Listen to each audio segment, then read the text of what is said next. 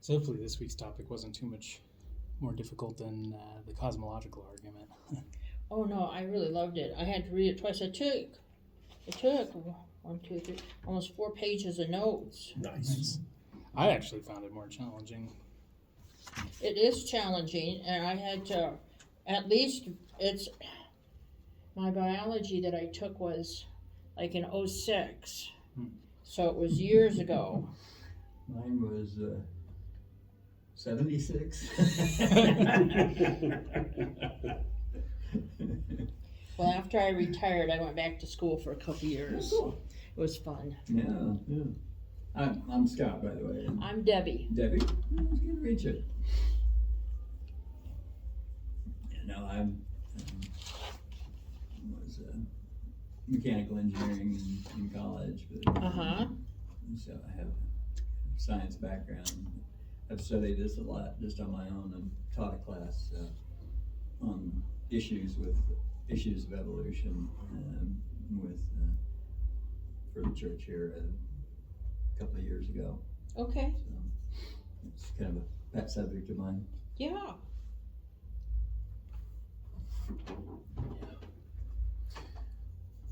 So I like in the second paragraph, they mentioned that the biological operations are made possible by very complex molecules such as DNA, RNA, and protein. Well, before that, I started early. The minimal functional requirements for a living system include processing energy, storing information, and replicating. When I was looking for some videos for today, I came across a bunch of secular videos as well, and some of them they're really good, and they're talking and presenting theories on how possible some of these building blocks could have been made.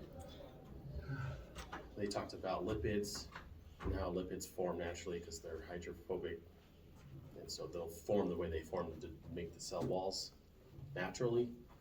But then they also talked about the stuff inside the cell, and then they went into detail and talked about morning. Hi, morning. Morning, Chuck. And they even talked about mRNA and all this stuff about how the individual blocks could have possibly formed. But then they didn't talk nothing about how did they combine into what they are now. Because they're not just, I was talking to a gentleman yesterday, an unbeliever, and he told me, this was his analogy, and he's like, imagine you have a bag of Rolex parts, and you're just shaking the bag. Eventually, it'll form into a watch, right? Statistically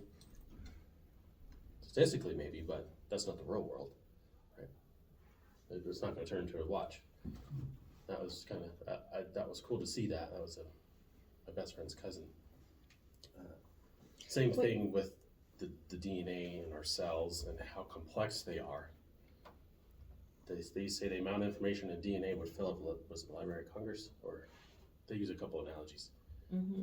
It's extremely long. Yeah. And we'll see in some of the videos, but yeah, there are certain systems. And now we even know that there's information in the DNA, and you know it's in that book. There's also information in the cell wall itself. And then that's linked, they call that genealogical information, is that what the term they use? They have so many terms that. It was like short-term type of information compared to the DNA where it's long. I don't recall the I haven't had a chance to read the article yet. Well, yeah, that was in the original. And they keep finding out more and more stuff about live cells and DNA and everything. Back when Darwin was alive, he had no idea about DNA. Yeah. And then when they found DNA, they said, oh, we shared was 99% of the DNA with apes. Well, now they know that's not true. Because there's a large chunk of DNA which is inactive, they thought was junk DNA. It's not actually junk, it's just used as a different part of life in the early development years. And there's a lot of others they see now, so. And we know that's not the case. Where did you learn all this? I read it. Just on your own, you just Yeah. pick up stuff? Yeah, that's good. I read a lot too, but a lot of that stuff I'm at 81, I don't pick up all the, Details. well, all those technical terms. They just, Oh, yeah, you need a dictionary. I need a dictionary. Like, this is my first book ever that I read years and years ago. they didn't have. I use a dictionary all just through it. Yeah, that's what I'm finding that what I've read so far. It kind of shed some light. It's amazing that the stuff in these terms and all this isn't. I mean, this one compared relative to what like me and John reading now, Mhm. a lot more simple. I mean, I would hope that's taught in schools. Yeah, yeah. That's I'm far-fetched. Yeah. You had a question. I keep cutting you. I'm sorry. Oh, it's just a minor question. Was he throwing that out there, or is it truly, do they think it's statistically possible to make a Rolex watch? I mean, we're talking about screwing it in and everything else. I mean, to the nth degree, statistically, I mean, are they actually saying that it is statistically possible, or is that something, somebody says, oh, well, you know. You're talking about AI? No, talking No. about William Paley's watchmaker argument. the chances that, so statistically, so if you're talking about life, if the early Earth could create the building blocks for cells and DNA, Yeah, right? Well, they tell us, or mainstream academia will say that right. Given enough time, given enough time, yeah. it'll Yeah. eventually form. Yeah, and it's still impossible, right? Yeah. I mean, they're just are grasping at straws, basically. Because you have, not only do you have the building blocks, but you also have, they also have to be put together in a certain way, but then something else has to put them together. Uh-huh. So even if, devil's advocate, there was the DNA with all the information already there, well, it has to be put together. The video will talk about how the mRNA is created from the DNA and it splits apart the chain and it moves it outside the cell walls and does all this other stuff. There's all the interconnected parts. It's really cool. I was talking about the Rolex watch itself. Was actually somebody gonna believe Yeah. that they could make a Rolex watch statistically possible? No, it's not possible. No. That's what I was And- saying. That's what he but- was, That was an example they use, because they use it's the similar argument for life. Given enough time, all the different proteins and amino acids could form to what we have to make DNA. All the pieces, given enough time, statistically, Uh-huh. could form it. That's the argument. So putting that into something we can more comprehend, they use Rolex. That particular example, they use a Rolex. Given enough time, if you have all the parts, it will self-assemble.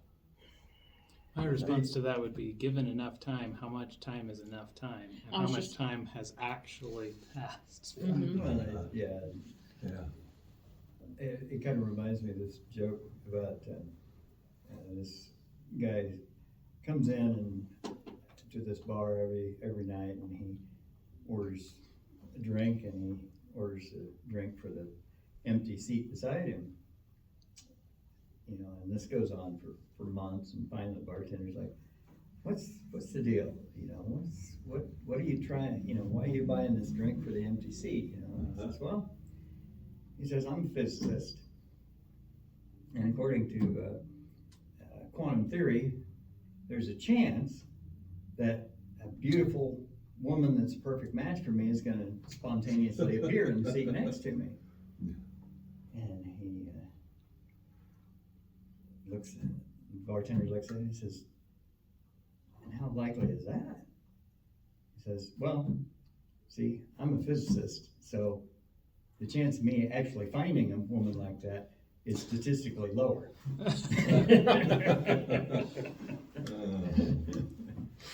It's kind of like that, you know, I mean, according to quantum physics, that is theoretically possible, but we know it's not gonna happen. I mean, it's just intuitive. I mean, it's just like, it's ridiculous, absurd. Yeah. Because real life doesn't go on forever and ever and ever. Math is a concept. We have infinity in math, but in real life, it's not there. Mhm. So, but does that make sense? The example they used, they're given the parts, given enough time, it'll just self-assemble. Well, see, I just can't intuitively agree with that. Oh, I don't Borrow either. your word. So I thought when he threw that out there, that he actually thought that was a real statement. Oh, And I'm saying, you know, that you just lost your credibility when you said that. Right. Yeah, no, he doesn't agree. We don't agree that that's possible. He was just telling me that that's what he heard, and he didn't agree with it. But it was interesting that he brought it up. Yeah. I was like, You know what's funny this about is smart that? guy. Remember last week we were talking about the cosmological argument, and we mentioned that there are two kinds of things in the universe. There are things that are contingent, and there are things that are necessary. Right? Mm-hmm. So things that are contingent are things that might be. Things that are necessary are things that must be. Right? So in the origin of life, I actually sent a video to Randy this week. I guess I could send out a link.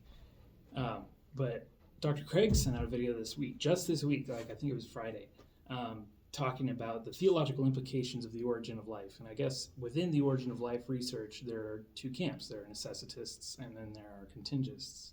And the contingentists believe that things might not have been the way that they are, but just by chance or, you know, some series of coincidences, life emerged. And then on the other side of the coin, you have the necessitists that argue that life was inevitable, and that, you know, through the tendencies of the molecular structures, life would have been inevitable. And what's funny is that both schools, you know, both sides, the necessitists and the contingentists, accuse each other of having, you know, secret theological agendas, that, you know, there's a God who created life. So like even within origin of life research, both sides that say that, you know, life may or may not have emerged, and the other side that says life was inevitable, accuse each other of having, you know, God hypotheses. I thought that was really significant about Anthony Flew in the first statement they had in that chapter, that he became a deist at the age of 81. I knew something had happened, but I'm glad to have this spelled out, that and then his reasoning in that ABC interview: superintelligence is the only good explanation for the origin of life and the complexity of nature. I think he summed it up right there. Yeah, so it's interesting how they can ignore this guy that's been an atheist for all those years, and finally that's his conclusion. It shows how. And if you talk to most of them, the reason they believe in evolution is the one that I've heard, but the reason that they're doing all this origin of life is because they don't want to be accountable to God. If you really press them, could that be true? Is that's the reason that you're searching so desperately, that you just don't want to be accountable to God? And I think if I witness to somebody, that's what how I'm gonna approach it. Is that you just don't want to be accountable to God. Admit it. No. And he already knows it, so. I think it might approach that differently, maybe get them to admit to that themselves. Oh, yeah. Yeah. I mean, I that was just off the top of my head, Yeah, but yeah. yes, I like that is probably even a better way. Yeah, that's why we're together. Yeah, and the next part they talked about the amino acids, the protein, RNA, DNA are all along polymer chains. And they talk about the meaning of the word and how it means poly, many, built together. Yeah, that was good that they explained that I write in the books key definition. DNA are all long polymer chains. The polymer means a building block, and poly means many. I knew that part. Yeah, so you have amino acids and then you have polymers, right? The amino acids themselves, and then they mention later on in the next paragraph, you have your left-handed variety and your right-handed variety. That lost me. And any of them can be equally combined just as easily, but all living amino acids are all left-handed versions of amino acids. So nature would have to filter out all the right-hand versions and then get them together in the correct sequence. Yeah. And then combine all of those multiple chains together into and I wish I knew how long DNA was. It's unfathomably long. Yeah, right, exactly. Then take those and combine those all together. But inside the DNA itself, where you have the double helix with the different information, it's different all the way through. Yeah. Yeah, so It's I mean, incredible. just what I didn't know, I've always heard about DNA, but what is RNA? So that stands for messenger RNA. It stands for what? Messenger RNA. Messenger RNA. Okay. So it'll, and there's a cool video, it'll explain it really well. It's in DNA, all living life, our bodies produce and replicate all the time. But to replicate, it looks at our DNA and it copies it. So it'll unwind the helix and start copying all the bits. And that copies mRNA. So it starts inside the cell, it comes outside the cell, Outside the nucleus. or the nucleus, even deeper in the cell. And then the ribosomes will then attach to the RNA, and then all the building blocks inside the cell will come into it, and it'll start like almost printing it and making that copy. Wow. And then that copy will then go into another part of the cell and then fold into the 3D shape that it's supposed to be, and then you have that protein. Wow. It's a very complex. There's a lot going on in there. Yeah, yeah. Is that kind of like the replacing of ourselves? Is that part of that? Okay. Well, it all kinds of metabolized functions in the cell rely on that. So it can be replacement, maintenance of the cell.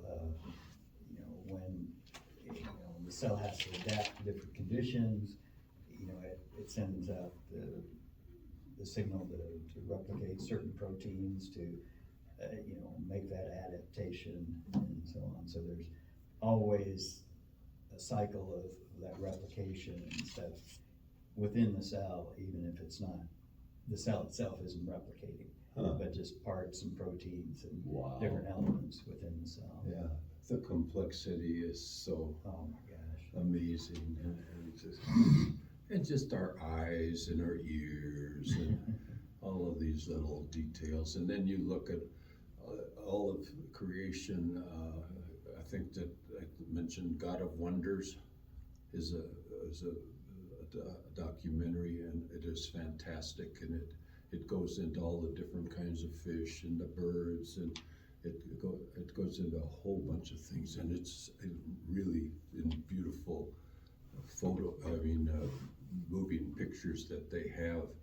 That when I watched that, I said, I gotta get people to watch that, just to God of Wonders, and it's available on the internet for free. So Check that out.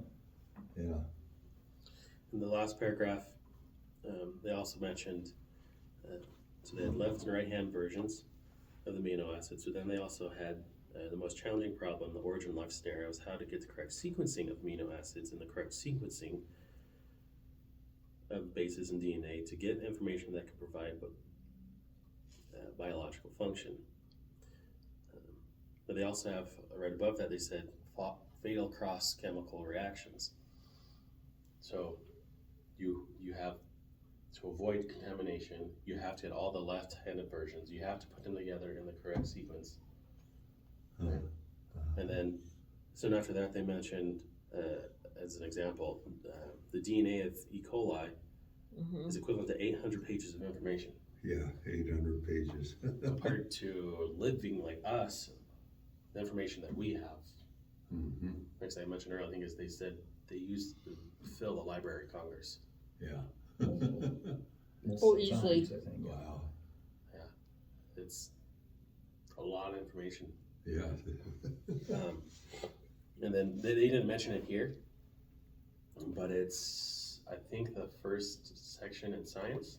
Mm-hmm. That's called, I think it's the pale blue dot chapter. I'd have to double check. Yeah. It's one of them. It talks about, or was it that one? I read a lot. I think it's in this book. But anyways, what it is there's 3 things that a cell needs to have in order to not be destroyed. Mm. You have water, protection from water, and water solubility, so just water doesn't come and just tear it apart. You need protection from oxygen, so it doesn't get oxidized. And you need protection from UV rays, so it doesn't get burnt. Huh. And you need all 3 of those, otherwise all the living cells would just die. Wow. That's on top of everything else that needs Yeah, to be on there. top of everything else. One additional complication is there's a few cells, bacteria and stuff that are able to synthesize non-organic matter, but they're very few. They're like the fumaroles under the ocean and stuff, where they use sulfur as an energy source. But there's very, very few of those, and they're very, very highly adapted. Okay, in the prebiotic world, you have no organic materials for them to synthesize or to metabolize. Mm. And so any original cell has got to be able to synthesize non-organic matter, which is a very rare and complex process. And so that adds an additional layer of complication to it. What is organic matter versus non-organic? I don't know what that is. Organic means, in this sense, is having come from life, basically, like Man-made Like versus non-man-made. compost? yeah, No. compost, basically. It's a wider term than that, but basically it's a decomposed organic matter. Hmm. Matter that's come from life in some way previously. Hmm. See, there's before life began, there can be no byproducts of life. So is inorganic a rock? Well, yeah, I mean, that's an example of one. Pretty much, yeah. You have such good questions. I'm glad you're bringing those things up. Well, I didn't understand. Uh-huh. So in the beginning of this essay, the definition, like one of the definitions of life that he mentions is Those 3 things that it needs? Leila Gallen captures the essence of the problem by noting that life may be defined operationally as a system that has the ability to store and process information that is essential for its own reproduction. Mm-hmm. So, like, if you consider, say, a rock does not have molecular structures in it that contain information, nor the mechanisms to make more rocks. So, like, you don't see rocks multiplying chemically. You see them multiplying mechanically. You can take a rock and break it, and then you got 2 smaller rocks. But that's different from, a flower growing and spreading seeds that are planted in the ground and grow and consume energy and reproduce their matter, their material. Mm-hmm. So that would be the definition, or that would be the difference between organic and inorganic. Okay. Now, with all these modern things, are these people gonna eventually try to use AI to figure out all Oh, this? sure. Yeah, yeah, that's. It's a powerful tool.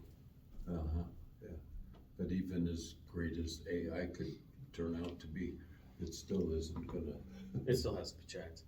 Yeah. yeah, that's a hopeless cause that they're trying to come up with the origin of life, yeah.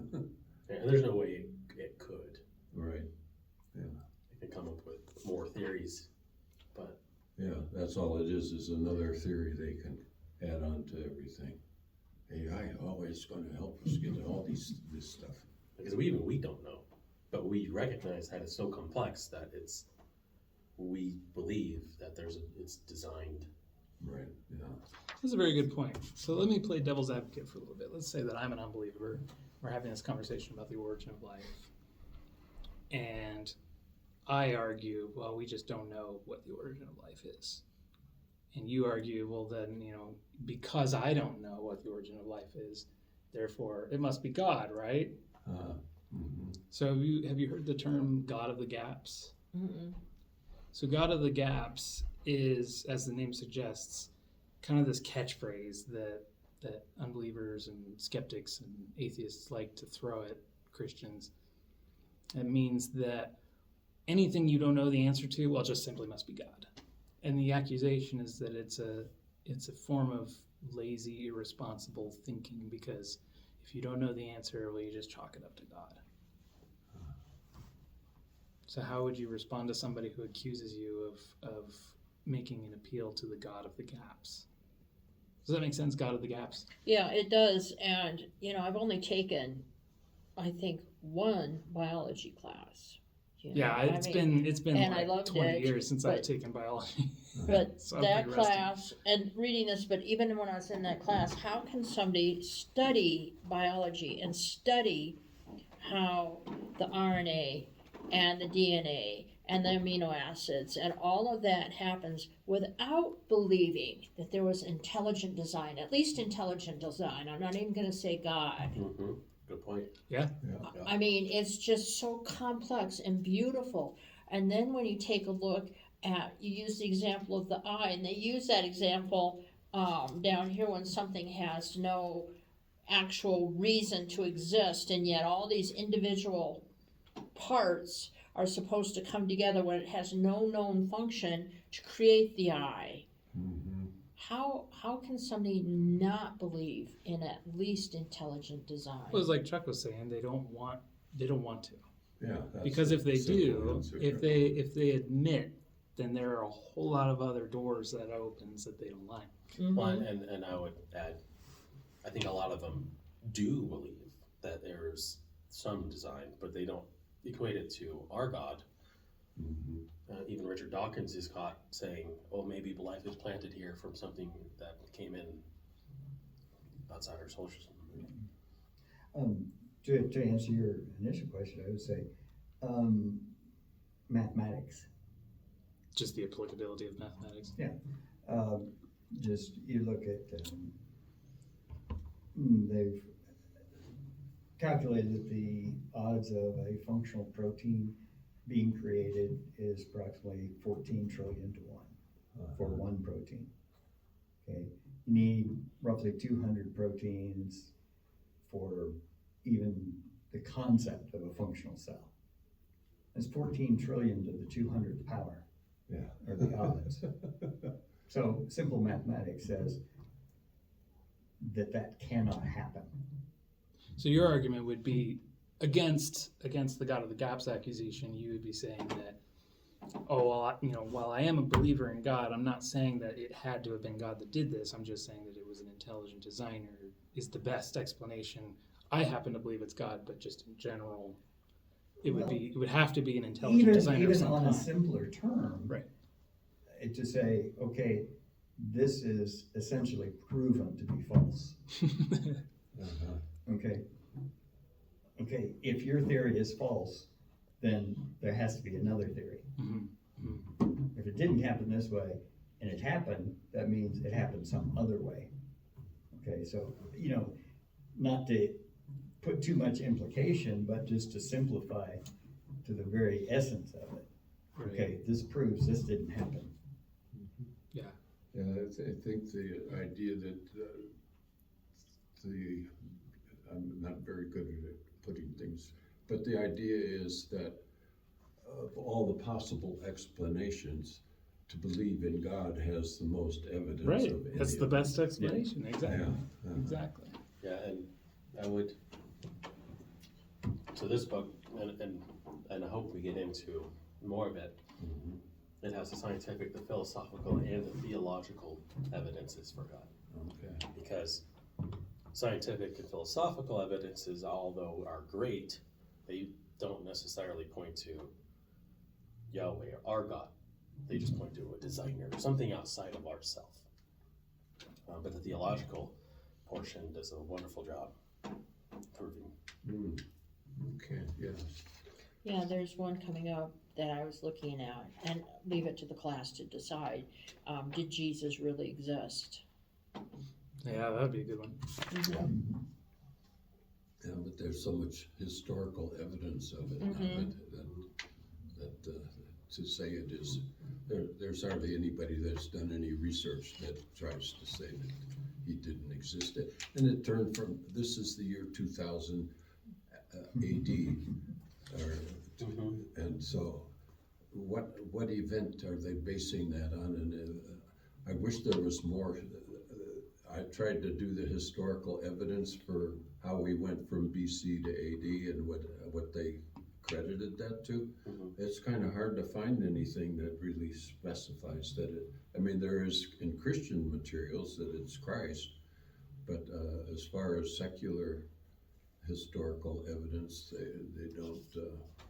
I'd say that I googled it and it didn't have.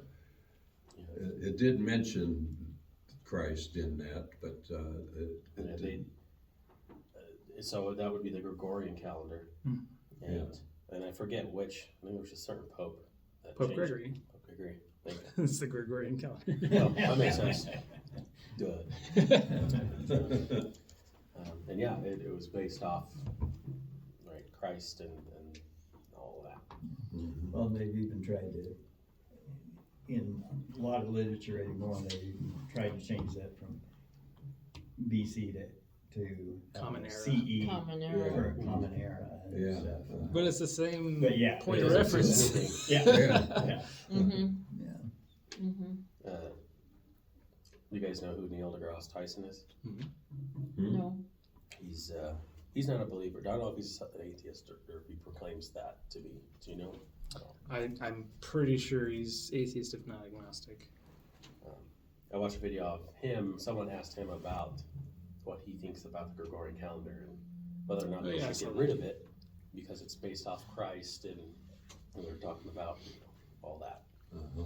And he's like, no, he's a proponent for it because it's so good of a calendar Uh-huh. and so accurate. He's like, just because Christians made it doesn't mean you should get rid of it. Ah. There's lots of intelligent people from lots of faiths Uh-huh. that give us lots of not donate. They give us lots of things towards the sciences and whatever. Right? They contribute. Sorry, they contribute a lot to the world. Yeah. Just because they have a belief system doesn't mean we should get rid of it. Mhm. So I found that quite nice from him. Yeah, yeah. now who is he? What gives him credibility? Who is this again? Neil deGrasse Neil Tyson. deGrasse Tyson is the head of the Hayden Planetarium in New York City. He's a He's the popular head of what? scientist. The planetarium in New York City. Okay. He has credibility because he's popular. Exactly. He's very popular. Okay. I think he also has like a background in the sciences of some kind. Oh, sure. Just today he's head of the Hayden Planetarium in Brooklyn. Okay. This is a sidetrack, but since I've become very hard of hearing, and even with my hearing aids, it's still find it difficult. It's much better when there's just a few people like this, because when I'm in a room with a lot of noise, it picks up all the noise as well. So, and I listen to the radio a lot, and I watch some TV, and my scientific study is that for some reason, there are so many vocal cords that they do not have the natural ability to enunciate and make it very clear. There's one radio station I listen to, and this gal that does the weather report, her voice is like totally gravel, and she sounds like she's about 95 years old. And how she got that job, because I can listen to some people and I can totally understand them, but hers, I want to know the weather for the day, and it's just like I can just get maybe a fourth of what she's actually saying the weather is, and it drives me up a wall. And if you notice, our vocal cords here are all so different, and it's interesting study. Another thing, I'm looking at people's eyes.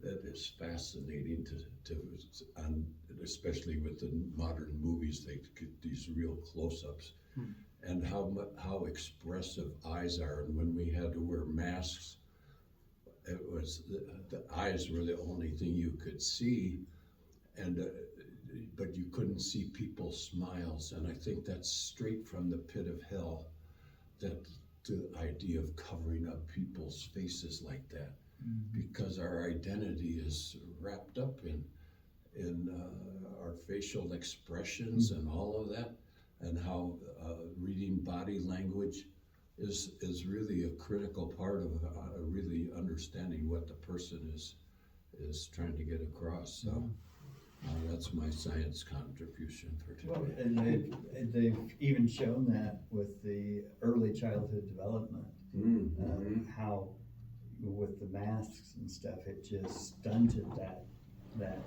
understanding and that perception of how children develop,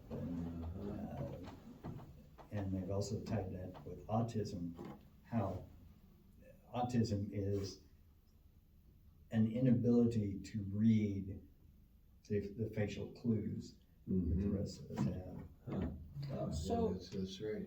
So then, are vocal cords unique like fingerprints? Is that why we all have different sounding voices?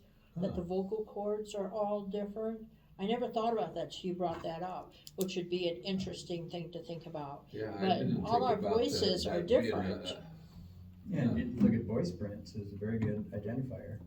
I think Oh, yeah, that's in some of the movies, that's their voice recognition to open the safe or whatever. there's I don't know the gentleman's name, but he does voiceovers. He's real popular on like YouTube and whatnot, but Oh, yeah. he'll do famous people's voices, Uh-huh. and it's so good. It's just like them. So what that tells us is that you can manipulate your voice, right? Because you got the different muscles in there and whatnot. So what that also tells me is our voices are a product of how we've learned to use those muscles. We could have sounded different, I believe.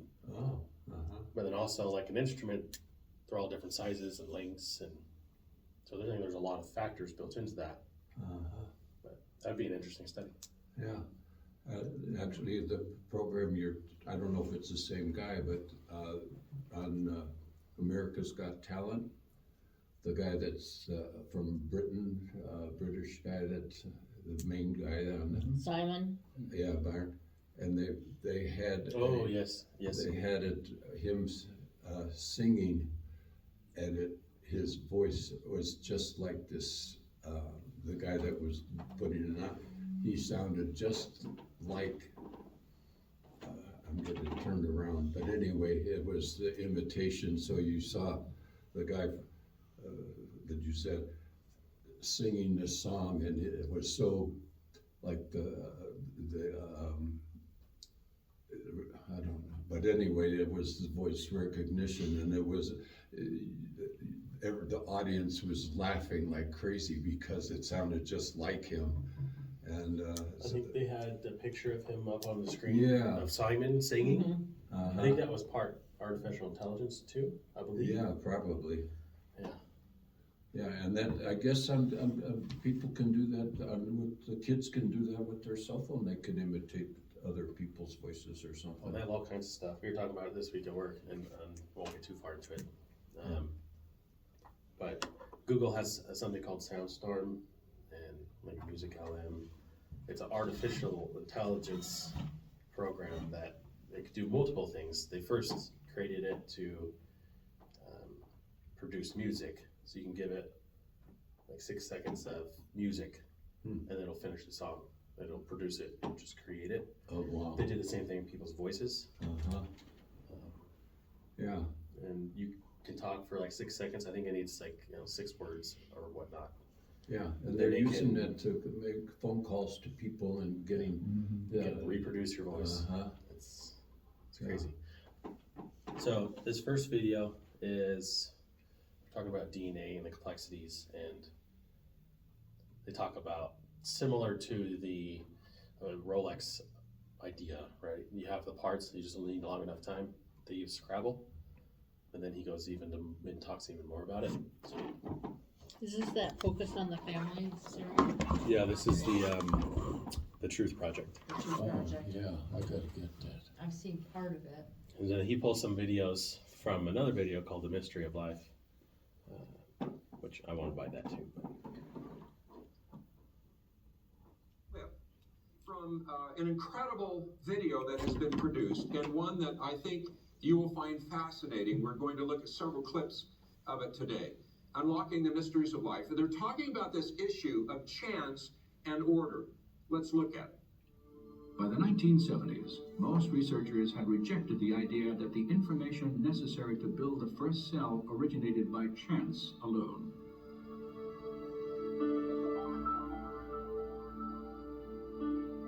To understand why, consider the difficulty of generating just 2 lines of Shakespeare's play Hamlet by dropping Scrabble letters onto a tabletop. Then consider that the specific genetic instructions required to build the proteins in even the simplest one-celled organism would fill hundreds of pages of printed text. Now, it's a short clip, but it's saying an awful lot. Think about how long it would take for you to drop Scrabble letters on a table simply to come up with those 2 lines from Shakespeare. How long do you suppose it would take? Actually, how long do you think it'd take you to drop letters on a table to finally get there? It'd be gone before it happened. You'd be gone. I think you're probably right. But do you know what? That example presupposes something. It presupposes that there are Scrabble letters with letters on it, does it not? The way we really should look at this is that you have someone over in an earlier table with blank Scrabble squares and a paintbrush flicking paint on those squares trying to get a letter. How long would it take actually to sprinkle ink on these letters until you finally get one letter? A long time. We would all be gone for sure. And then you finally get one letter, and that goes over to the table that we're going to finally build our letters of Scrabble letters that we're going to drop on the table to get 2 lines of Shakespeare. Do you understand that this is one of the fundamental issues that is becoming a difficult question to answer, and that is, where does this organized information come from? One thing that he leaves out there too is you get to have some mechanism to recognize that you've just made a letter. Uh-huh. Yeah, that's another, oh, boy, Yeah. this is so That's good. ridiculous. Yeah, what's that passage in 1 Corinthians, the wise have become fools? Yeah. That's all it is foolishness. Is there a chapter in this book about the fine-tuning of letters? I wish it was.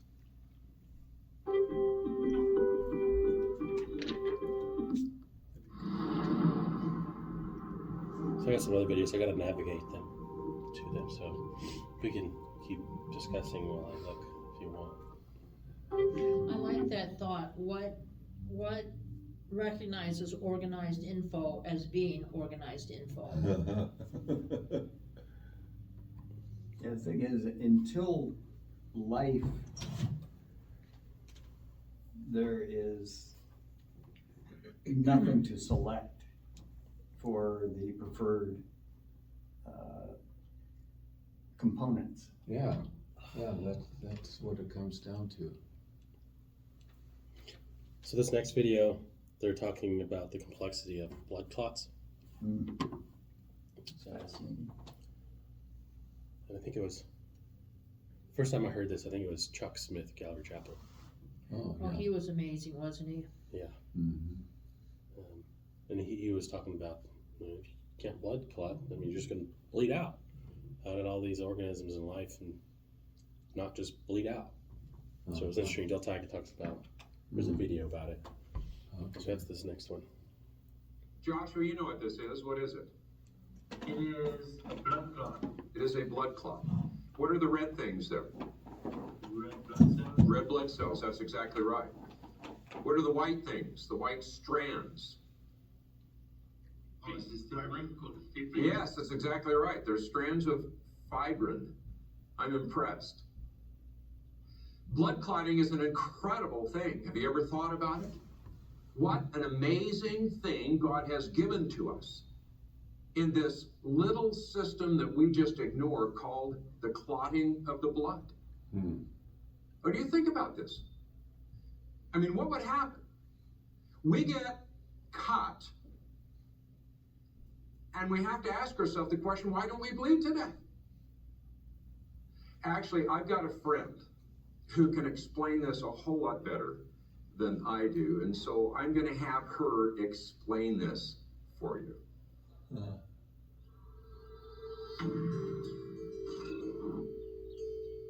I cut my finger this morning, and it's bleeding. But if I put this Band-Aid on, it'll stop in a while. Did you ever wonder how it happens? I mean, does blood just stop because that's what it's supposed to do?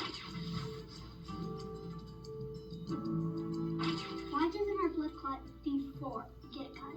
I guess we just die then, because all our blood would harden up and stop flowing. Did you ever wonder why?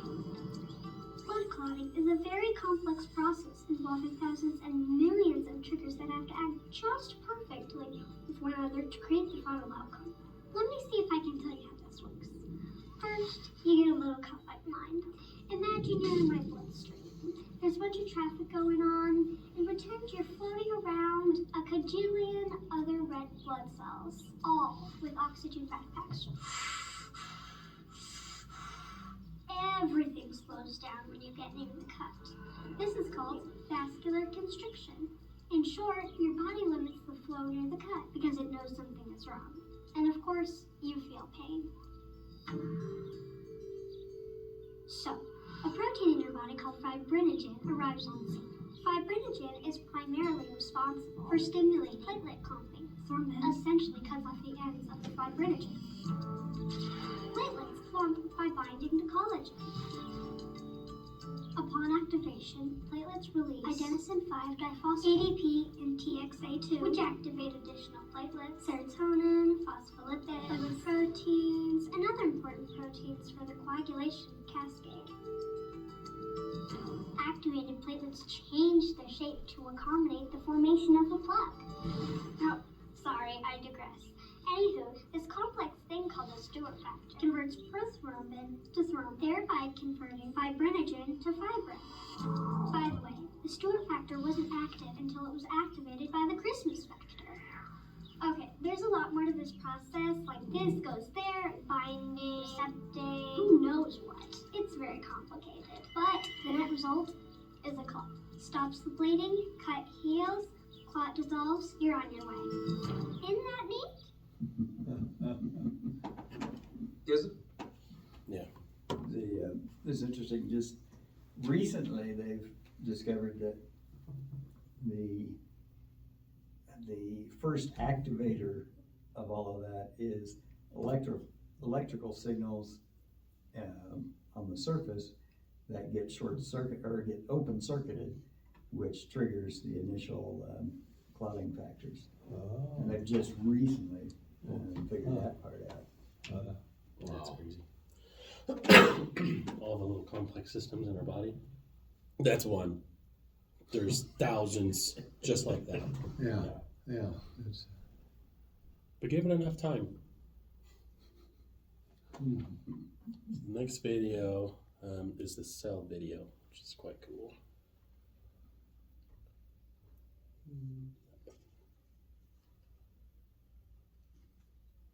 How much does it cost to buy this whole the Truth project?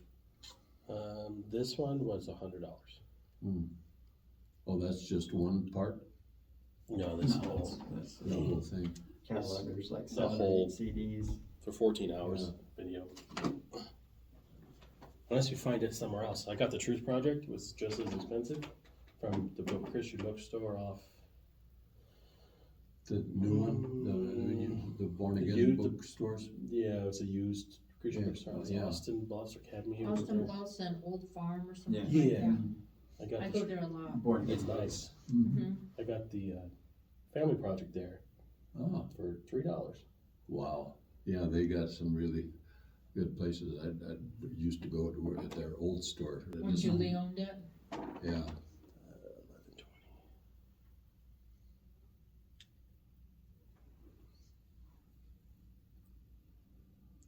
And the importance of this man's statement. You need to understand that for years and years, Dr. Kenyon was one of the leading scientists and proponents of his theory in trying to describe how the molecular structures and everything comes together. He was a proponent of a theory called chemical evolution. And you might be interested to see his statement about the grandeur of what is now to be seen within the living cell. In the years since Kenyon's rejection of chemical evolution, science has revealed the details of an entire system of information processing that bears the hallmarks of intelligent design.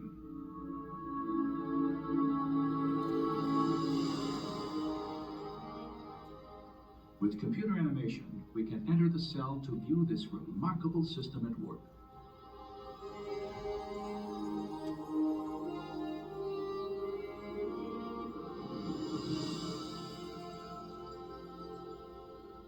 After entering the heart of the cell, we see the tightly wound strands of DNA, storehouses for the instructions necessary to build every protein in an organism.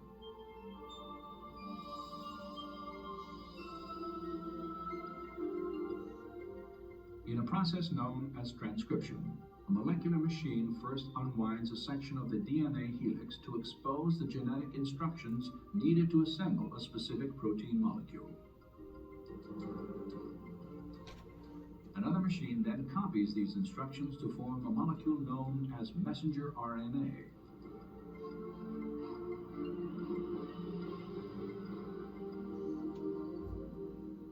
When transcription is complete, the slender RNA strand carries the genetic information through the nuclear pore complex, the gatekeeper for traffic in and out of the cell nucleus.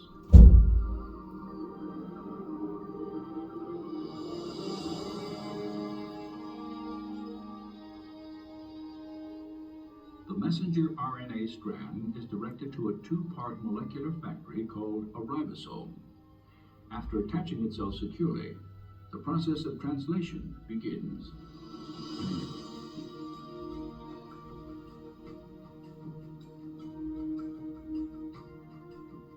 Inside the ribosome, a molecular assembly line builds a specifically sequenced chain of amino acids.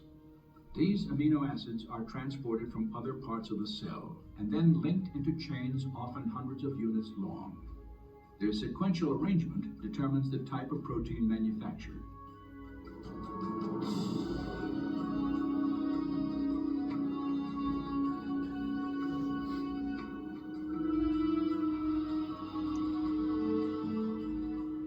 When the chain is finished, it is moved from the ribosome to a barrel-shaped machine that helps fold it into the precise shape critical to its function.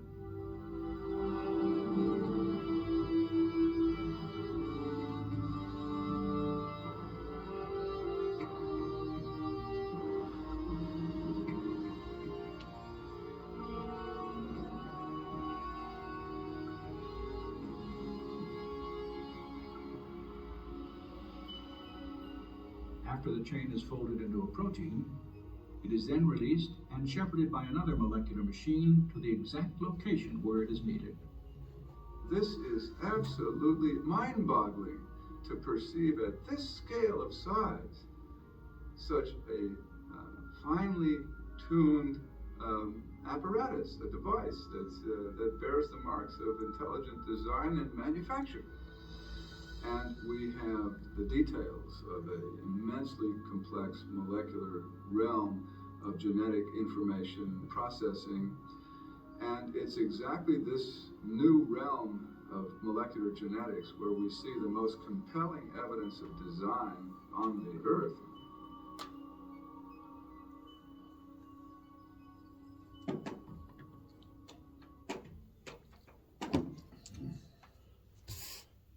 That was a good one.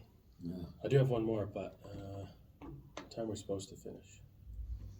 I think second service starts at 10:40, so 10:30 is usually. 10:45. Yeah, we got about 25 minutes. Okay. We go till 10:45. Well, 10:30.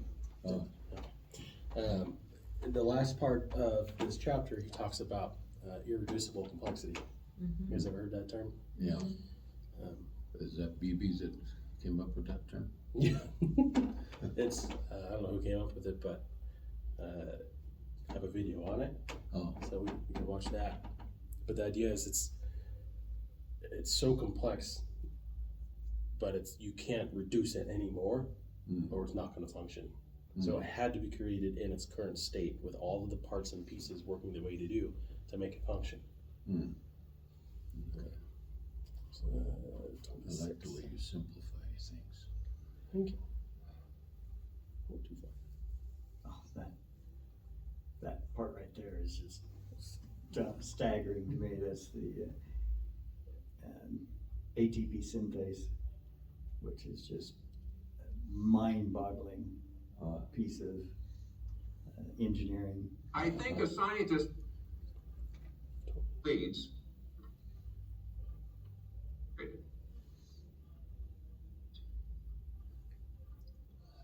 This piece we're sent it. The little staple, intricate and cellular system. Let's take a look.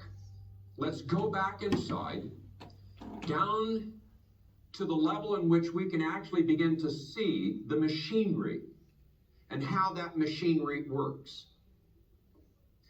That little piece that was constructed that we saw in the inner cell, that little piece taken by the machinery, now taken to a place and assembled in a larger piece of machinery, creates some of the most incredible workings within the living organism. And we're going to take a look at one called the bacteria flagellum. Scott Minnick has studied the flagellar motor for nearly 20 years. His research has led him to challenge the co-option argument. With the bacterial flagellum, you're talking about a machine that's got 40 structural parts. Yes, we find 10 of them are involved in another molecular machine, but the other 30 are unique. So where are you going to borrow them from? Eventually, you're going to have to account for the function of every single part as originally having some other purpose. So you can only follow that argument so far until you run into the problem of you're borrowing parts from nothing. But even if you can see that you have all the parts necessary to build one of these machines, that's only part of the problem. Maybe even more complex, I think more complex, is the assembly instructions. That is never addressed by opponents of the irreducible complexity argument.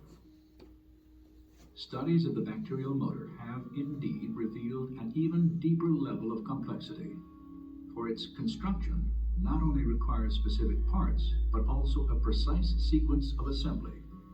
You've got to make things at the right time. You've got to make the right number of components. You've got to assemble them in a sequential manner. You've got to be able to tell if you've assembled it properly so that you don't waste energy building a structure that's not going to be functional. Building a molecular machine has been compared to the construction of a house, where workers follow a detailed blueprint and plan for assembly. The foundation of a house is poured before the walls are erected. Plumbing and electrical fixtures are installed prior to enclosing the walls of the structure. Windows must be hung before siding is applied, and shingles are attached only after plywood sheets are nailed to the rafters. So it is with the construction of a flagellar motor. You build this structure from the inside out.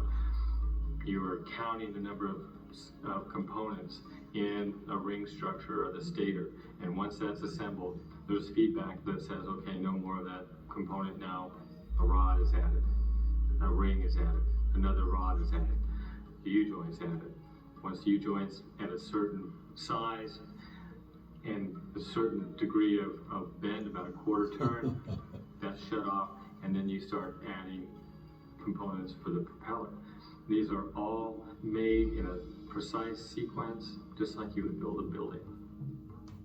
To build a motor correctly requires a complex system of machines that coordinate the timing of the assembly instructions. But how could natural selection construct such a system? The co-option argument doesn't explain this. You see, in order to construct that flagellar mechanism, or tens of thousands of other such mechanisms in the cell, you require other machines to regulate the assembly of these structures. And those machines themselves require machines for their assembly. If even one of these pieces is missing or put in the wrong place, your motor isn't going to work. So this apparatus to assemble the flagellar motor is itself irreducibly complex. In fact, what we have here is irreducible complexity all the way down. We know a lot about the bacterial flagellum. We still have a lot to learn, but we know a lot about it. And there's no explanation for how this complex molecular machine was ever produced by a Darwinian mechanism. Darwin's theory is absolutely breaking down. What is the co-option theory?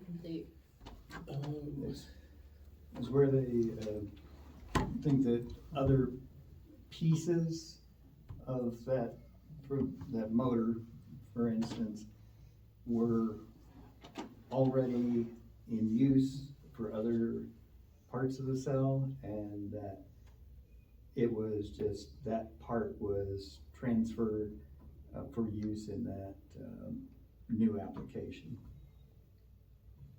So then the falsity in that is, where did those other pieces come from? He was saying that part of it is there were not those pieces available, but also that the assembly of those is irreducibly complex also. So it's not just having the components, but it's also having the instructions in order to assemble it in a proper way. I have to leave, but is the, what's the next chapter you're gonna study? We haven't decided yet. We haven't picked. Oh. Have you seen one you like? I like a lot of them. I'll check with Debbie at work at Crossfire and find out. Okay. I actually send out emails if you wouldn't mind sharing your email address. I can. Oh yeah, that would be great. You have mine? I don't.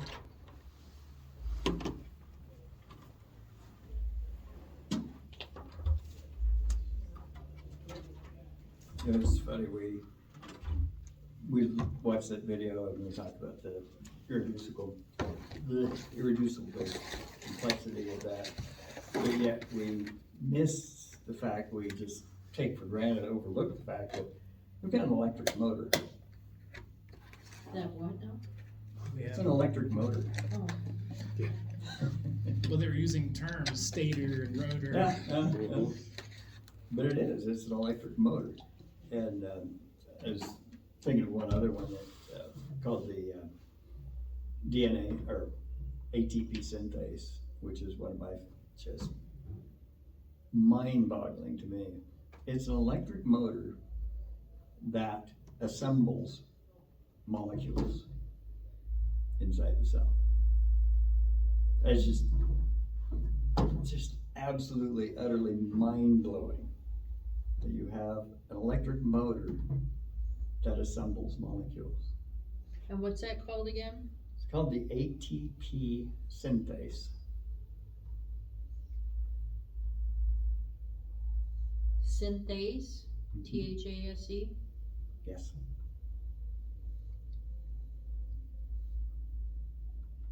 Have to look that up. Yeah, there's some, on the internet, there's some animations of that kind of explain its function and so on. And it is just absolutely mind-boggling to me.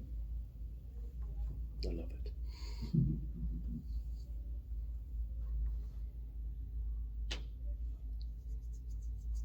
Like they mentioned that they had certain parts of it had to be built at certain times. Mm-hmm. And they used a house as an example. You pour the foundation first, and then the building, and then all the stuff, and then the roof, not in the other order. So much of our bodies are like that. When our body's being produced or created in the womb in cells, you have all the different parts of it. You have the brain and the heart, and they all have to be produced at the right time, in the right order, otherwise. And in the right location. Yep. Otherwise it won't work. It's incredible. And it's funny, they still don't understand how the three-dimensional location relates to differentiation of the cells in the womb.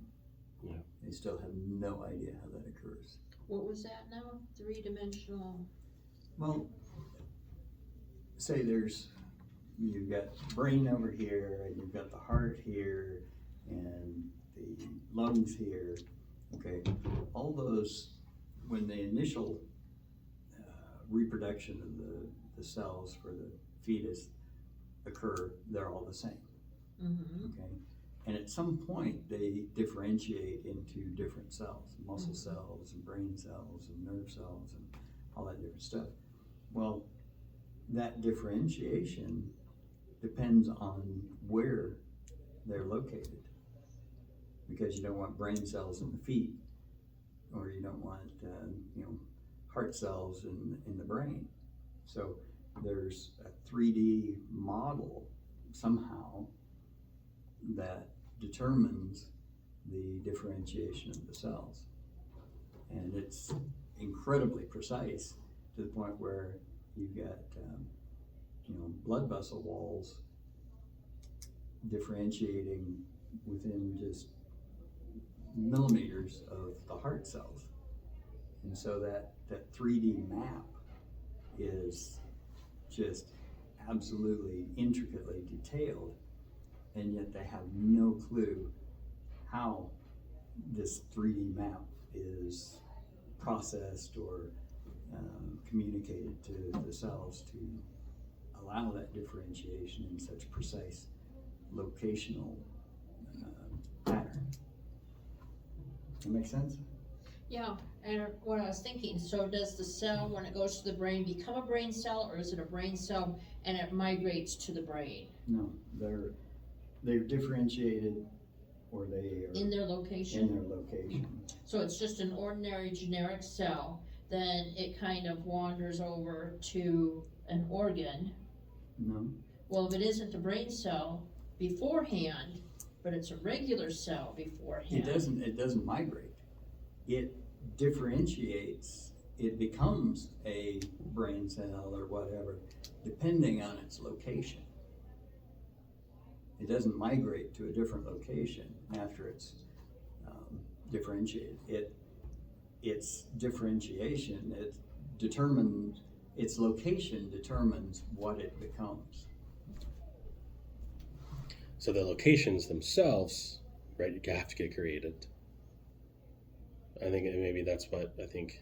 Well, I'm thinking there's a point of origin where the sperm and the egg come together. At some point, it's moving outward and it's creating this body. So it's moving outward. So when it's initial form, it's not the brain cell. So as it moves to the location of the brain cells, when it becomes a brain cell, is what I'm understanding. Well, once it creates not that part? Not quite, because it's not, you're thinking in terms of one cell growing, but it's not, it's trillion or billions to trillions to multiple trillions of cells.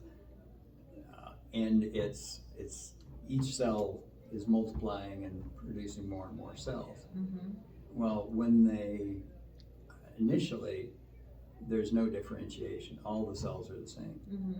And at some point in the development, they change. When they reproduce into a different type of cell. Okay, and what type of cell they turn into is determined by their location. Okay. So, does that make sense? Kind of. So, I'm picturing in my head, so you have all these cells, and they're all the same, and then at some point, this big old amount of cells, right now they're all the same. At some point in development, it goes, you over here, now you're going to start becoming brain cells. Over here, you're going to start becoming heart cells, lung cells. So at first, they're all the same, and then at some point, like something changes, and they start now doing different jobs. Okay. That's cool. And they have absolutely no idea how that happens, because the DNA is, within the cell. It doesn't have a way to communicate where it's located in relation to other cells. It's the same information everywhere. So how does it know? There's they know like the limbs, arms and legs and whatnot. There's I don't know, I think it's a negative charge. There's an electrical charge at that position on the embryo, and that's how they've observed that. So if they've put other charges in other parts and had limbs come off other creatures, they've had mutations. They don't know where the map comes from. Yeah, they always end up dying, but they'll start producing something that's interesting. But yeah, we should look at what we got in there, and we don't have to come up with an idea right now, but if we do, great. But what have you covered so far? The cosmological argument was the first week, because it was just the first article, and then this week we covered origin of life. And that's it. So we're only on our second week. And it doesn't have to be a different category. We could skip over to the Bible. We could go into the question of Jesus, or we could stay in science. Well, I love science, but I'm thinking in a different category. Did Jesus really exist? Okay. That's just, I'm throwing it out there. No, I'm 100% cool with that. Yeah. Totally cool with me. Sure. So did Jesus really exist by Paul T. Mayer? Yes, Paul T. Mayer. Okay. Right on. I will get that. That way we're hitting different areas. You know what I mean? Definitely. I can't wait till we get back to science. This Darwin's Battleship looks interesting. I love the title. The title is funny.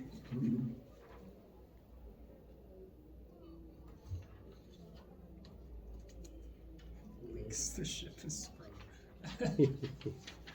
Alright, well, we will talk about... Let's get this book.